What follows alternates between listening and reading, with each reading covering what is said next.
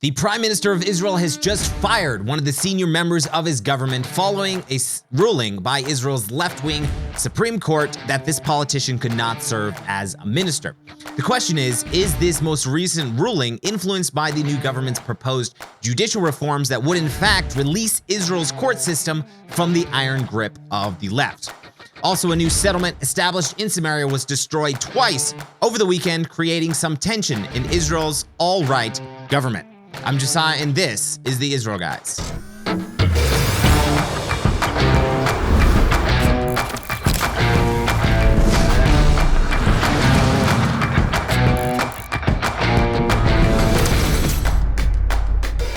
Welcome to the Israel Guys, where we believe that in a world of Jew hatred and anti-Israel propaganda, that you should have a direct connection to the land and people of Israel. Welcome back to the show, guys. It is Monday. It's a good day. Monday's always a good day in the week. It's kind of like you get started, get going. It gets me going every single week. First off, you know what to do. Make sure and hit that like button if you like today's video, if you like the content, if you like what we do here at the Israel Guys, and appreciate us putting out this content for you guys. We'd really, really appreciate it. Hit that like button. Also subscribe and hit that notification bell so you never miss an episode of the Israel Guys. Right now, we're coming to you 3 times a week. That may be more.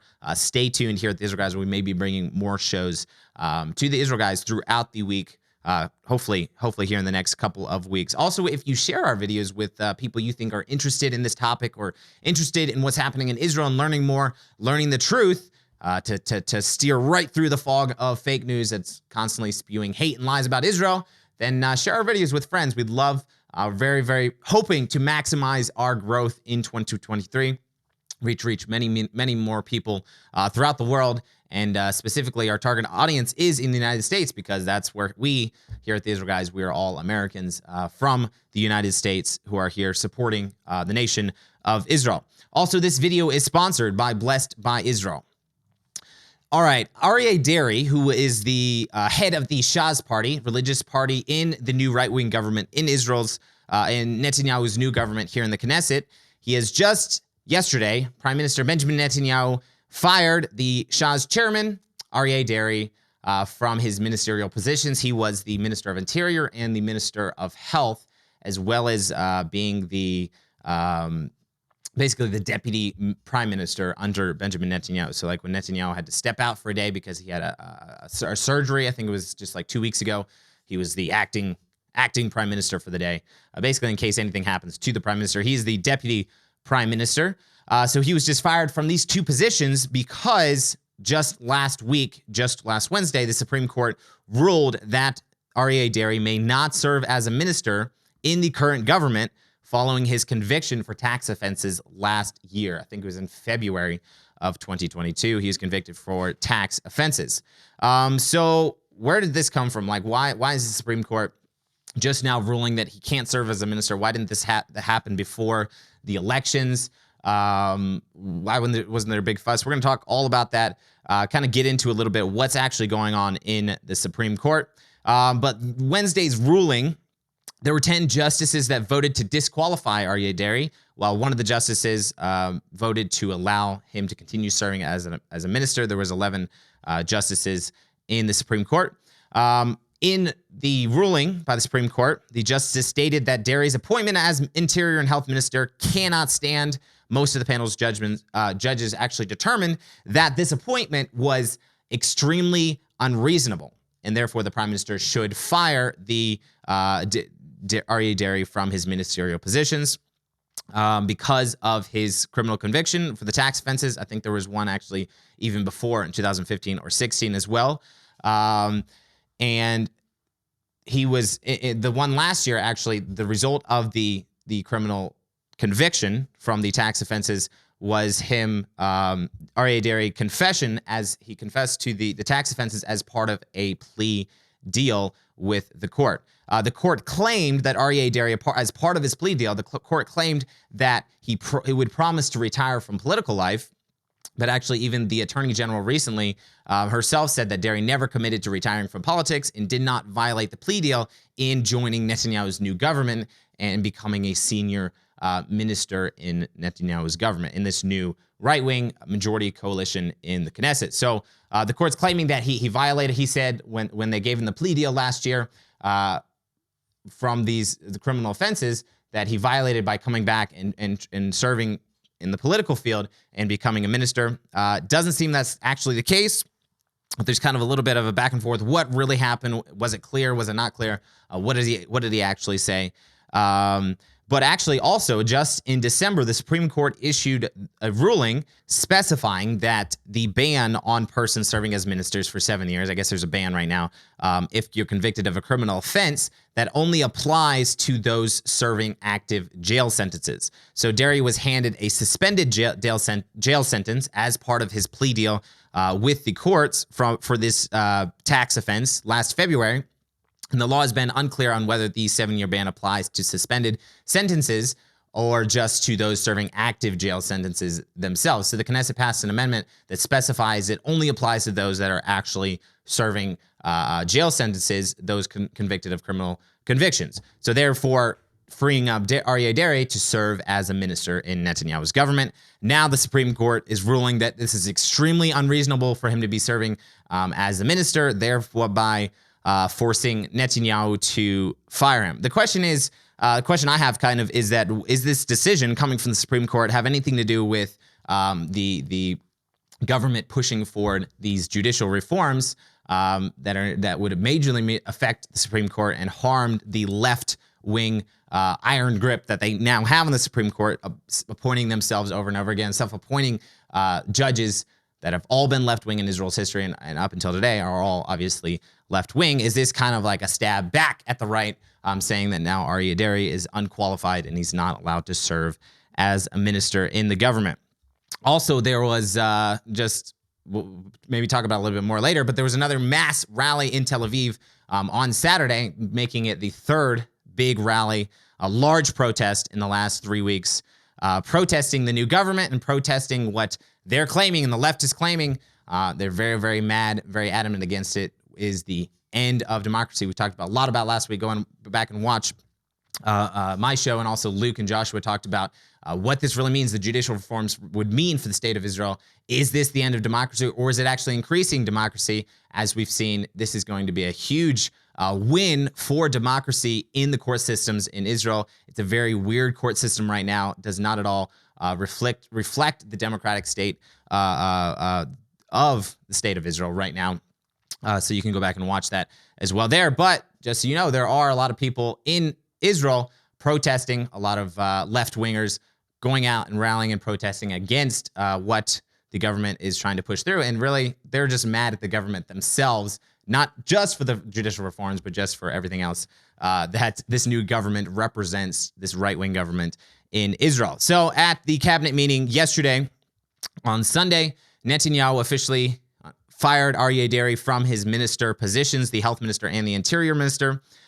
In his letter of dismissal, Netanyahu said, quote, "I have an obligation to remove you from your position as the Minister of Interior and Health. This unfortunate decision ignores the will of the people as reflected in the great trust that the public gave to the representatives of the people and their elected officials in my government when it was clear to everyone that you would serve in the government as a senior minister."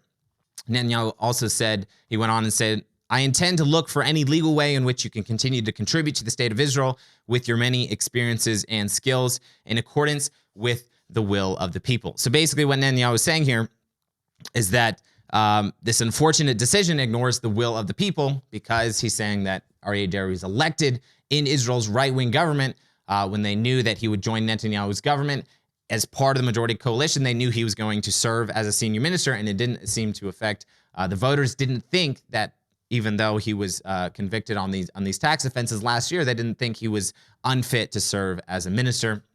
I think that's kind of remaining a debate with the polls going around right now asking Israelis if they think he should be serving as a minister or not. Seems like there were some unfavorable polls toward him, but this is what Netanyahu was saying when he dismissed him. And unfortunately, it would be very hard for Netanyahu to go against the court's decision regarding Aryeh Deri, the chairman of the Shas party. So what that's going to look like for the government, we're not quite sure who Netanyahu is going to get to fill these positions, but the dismissal is supposed to take effect within 48 hours, so Netanyahu is going to have to start looking very quickly for people to fill these ministerial positions. He'll probably Maybe it's just my opinion, but he'll probably get folks from his own party, the Likud party, to fill these positions that are now vacant from Aryeh Deri being fired and the Supreme Court ruling saying he cannot serve as a minister. It's kind of a tough place it puts the Shah's party as well.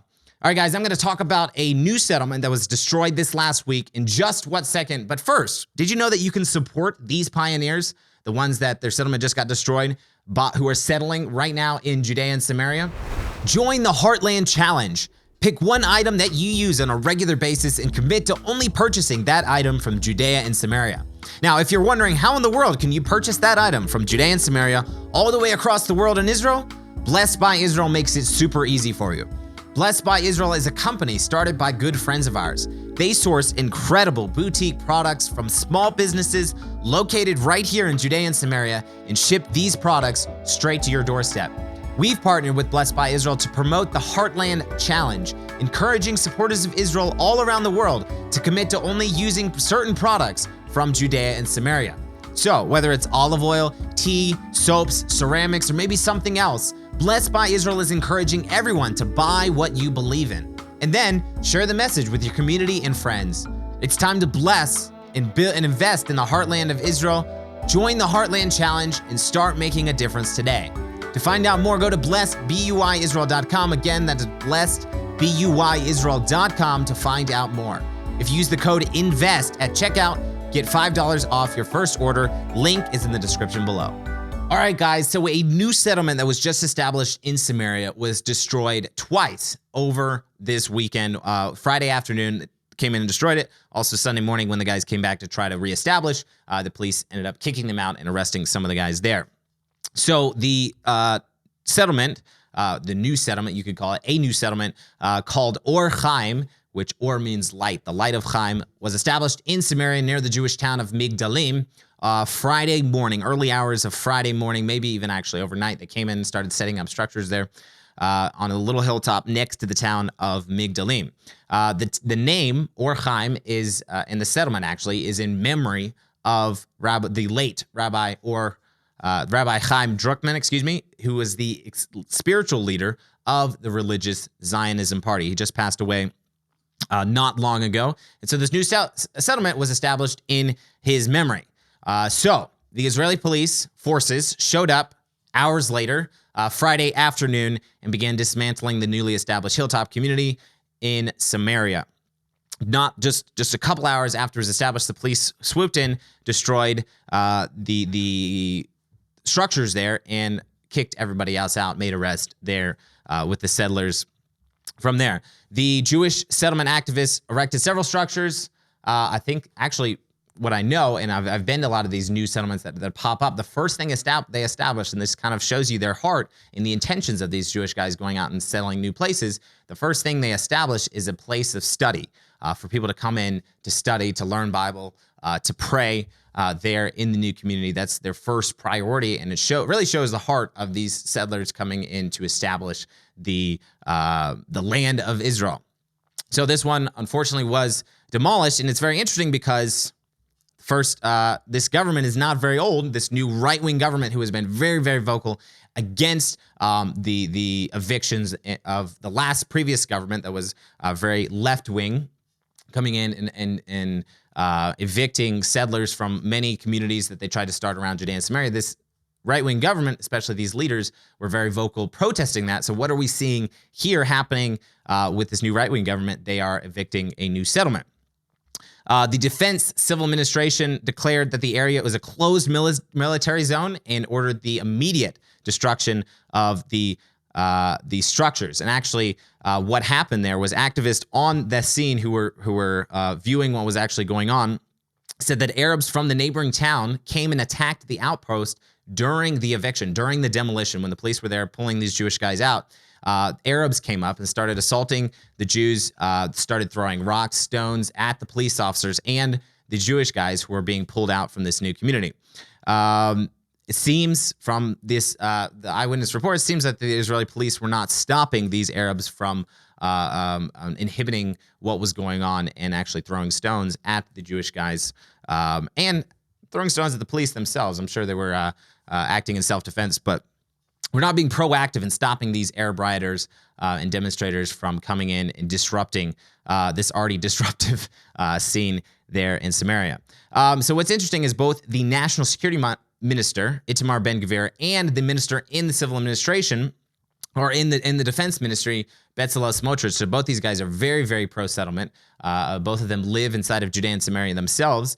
They both ordered to halt the demolition because Itamar Ben-Gvir is over the police and Bezalel Smotrich is supposed to be over the civil administration. In the defense ministry, they both ordered the halt to the demolition, but it seems that they were overruled by the sitting defense minister, Yoav Gallant, who is from Netanyahu's Likud party. Itamar Ben-Gvir ordered the police to halt the demolition on Friday, acknowledging that even though the outpost is illegal, built without authorization, building infractions must be fairly enforced. He said, quote, "It is outrageous that while Arabs are building across Judea and Samaria, the civil administration people are carrying out selective enforcement within a matter of hours to demolish and destroy this outpost," end quote. So Itamar Ben-Gvir is ordered to halt it because he's saying that he knows that it's built without authorization and it's technically, according to the law, illegal. But he said we need to halt and we need to have a discussion about this because there is an unfair enforcement of destroying illegal structures in Judea and Samaria. And we're going to talk about more of that in just a second. The head of the Samaria Regional Council, Yossi Dagan, took to social media on Saturday evening in great disgust of what happened on Friday. He wrote, quote, "The government cannot act like the previous government, which the nation was sick of. This embarrassing situation where Jews are dragged and houses are destroyed in the land of Israel, while dozens of Arabs stand on the side and hurl stones at the evictees and the evictors. It is more appropriate for the leftist government, which, thank God, is gone." He went on and said, "When the Israeli government destroys a settlement that Israeli citizens established in the memory of Rabbi Druckmann, when the Israeli government destroys a community at a strategic position that protects state lands in the heart of the land of Israel, instead of destroying the thousands of illegal buildings that the Palestinian Authority built in Area C, the new government cannot be like the previous government and discriminate against Jews instead of the enemy," end quote. That was Yossi Dagan kind of ranting about what happened, and again bringing forth this point that there's a major unfair application of the law when it comes to carrying out building or evictions for building infractions and building illegal structures and building illegal towns inside of Judea and Samaria. They only destroy Jewish towns, not Arab. Netanyahu, very interestingly enough, appeared to back the defense minister Yoav Gallant's decision. Netanyahu said, quote, "The government supports settlement, but only when it is done legally and is coordinated in advance with the prime minister and security officials, which was not done in this case. The prime minister will convene a discussion on the issue early next week," and I'm sure that is one of the top priorities for this week because there are a lot of the ministers in his own government and his own coalition that are not happy about what went down on Friday.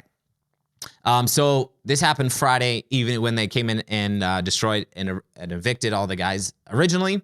Then yesterday morning, Sunday morning, dozens of youths again ascended the Or Chaim Hill near Migdalim in Samaria and attempted for the second time to establish the outpost. Security forces stopped the activists from erecting structures at the site in Samaria and arrested several more people there. So the founders of this new settlement, they're calling it Or Chaim in memory of the late Rabbi Druckmann.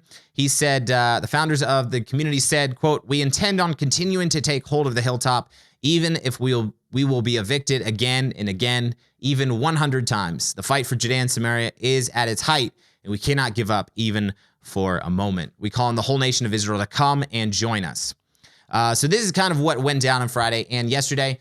They were pulled out, but these guys are saying, we're going to come back and we're going to try again, and we're going to try again, and we're going to try again, maybe to try to convince the government that they need to start supporting, be more supportive and openly supportive of Jewish settlement inside of Judea and Samaria. So to kind of give you a little bit of perspective, if Israel's government, what these guys and what the ministers, these right-wing guys inside of Netanyahu's government, ministers Smotrich and Itamar Ben-Gvir are pointing out, and Yossi Dagan was saying on his social media post against the government, what they were saying is that if Israel's going to enforce building infractions, they need to do it equally according to the law across the board. If they're gonna stop illegal building, they need to do it across the board.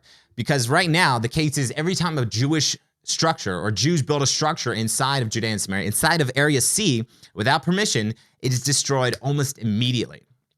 On the other side, there are 15 structures being built every single day by the Palestinian Authority in Area C, not in Area A and B. In Area C, they're being built there, which is designated for Jewish building and settlement. There's 15 structures every day, and rarely ever are any of those even brought to court or brought petitions against to have them destroyed, much less actually going through being destroyed and those who are living there evicted from that place. So it's a completely unfair application of the law that's happening right now in Judea and Samaria, and obviously this needs to be changed, and this is what Ben Gvir and Smotrich are both saying when they say, "Oh, we're going to halt this demolition because we need to have a discussion about what's going on and how we apply the law. If we're not going to apply it for the Arabs, then why are we only applying it for the Jewish the Jewish guys who are coming in and settling without permission?" And if you're asking why don't these settlers go and get permission from the government to establish a new community, it's a great question, but it's very complicated and it's super, super, super difficult for them to actually get permission. It could take decades to get the right permits and the right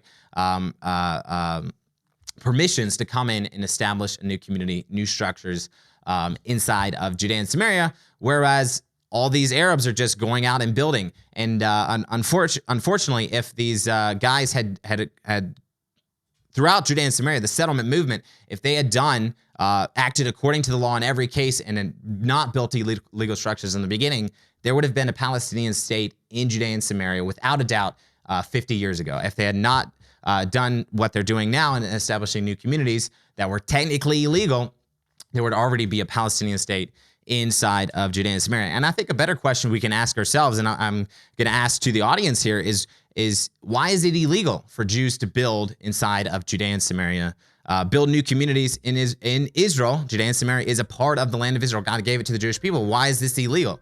The law seems to need to be changed for this to be open, that Jews can build inside the land of Israel. And it's the legal, according to the Bible, it's the legal right of Jews to build here in Judea and Samaria. Guys, remember, sign up for the Heartland Challenge at blessedbyisrael.com and make a difference for the people of Israel, these settlers who are establishing new communities. Also subscribe and get the conversation going in the comments below. We love interacting with you there. In the meantime, tune out the fake news and tune in to what is actually happening in the land of Israel. We'll be back every Monday, Wednesday, and Friday with your direct connection to the land and people of Israel.